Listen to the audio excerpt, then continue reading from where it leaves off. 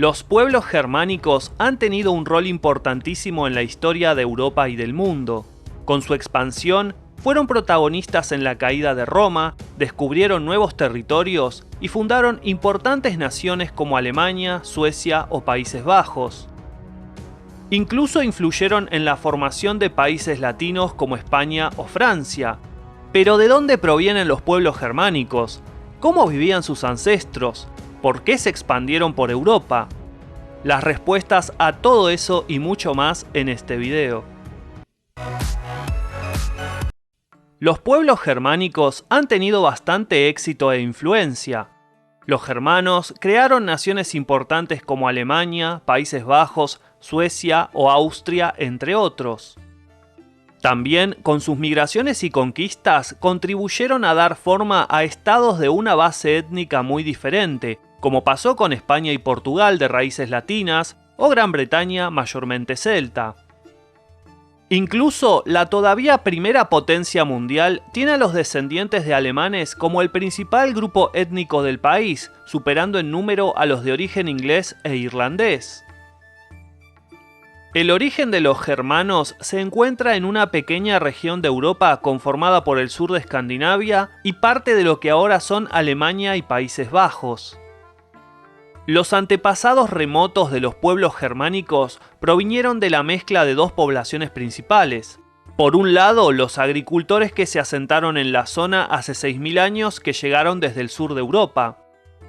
Se cree que físicamente no eran muy altos, tenían la piel blanca, los ojos marrones y el pelo oscuro. Algunos de sus descendientes más puros pueden encontrarse en la isla de Cerdeña, donde en promedio los nativos tienen más de un 70% de ADN de estos agricultores neolíticos. Con el tiempo, los cazadores y recolectores que vivían en la zona fueron asimilados a este estilo de vida agricultor y se mezclaron con ellos. Estos cazadores y recolectores solían ser relativamente altos, de tez oscura y de ojos azules.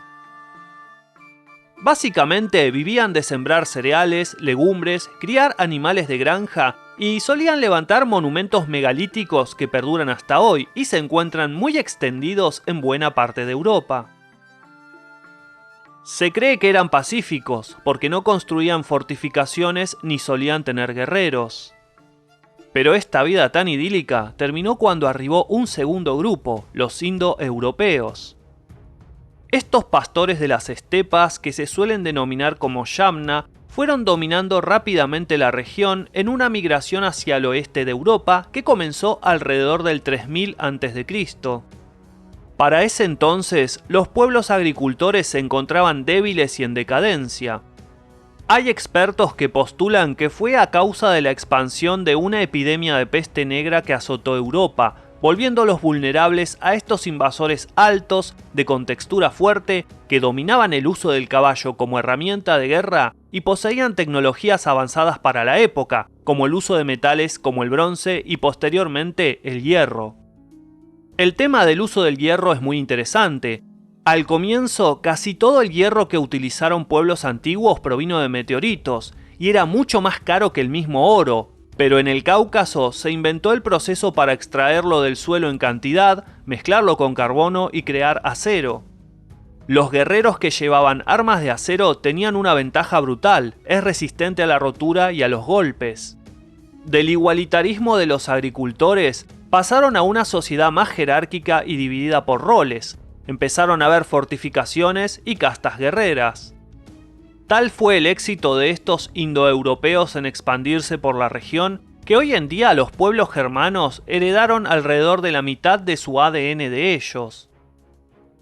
Un hecho curioso alrededor de los Yamna es que esparcieron por Europa el gen del pelo rubio, así que donde más fuerte es la ascendencia de estos pastores de las estepas, más común es esta característica física. Es muy sabido que las poblaciones escandinavas actuales gozan de altos niveles de desarrollo y riqueza, pero esto no es algo exclusivo de esta época. Durante la Edad de Bronce en aquella región, que comenzó alrededor del año 2000 a.C., las poblaciones asentadas en esa parte del mundo tuvieron una de las culturas más ricas de Europa al explotar un recurso natural de los más codiciados, el ámbar. Esta resina fosilizada se encontraba en el mar Báltico e impulsó largas rutas comerciales por las que los habitantes del sur de Escandinavia intercambiaban productos con culturas tan lejanas como la Grecia micénica e incluso Egipto. Esta ruta comercial del ámbar les permitió acceder a metales para fabricar objetos decorativos, armas y herramientas de gran calidad. Alrededor del año 1000 a.C. llega la Edad de Hierro a la zona y por evolución cultural se define lo que sería el núcleo de origen protogermánico. Se supone que hablaban un mismo idioma que con el paso de los siglos fue divergiendo en varias ramas. Un clima que se tornó más frío impulsó a que los protogermánicos migraran y se expandieran hacia el sur. Ya durante el período romano, los germanos se encontraban divididos en varias tribus y se habían extendido bastante respecto al núcleo original.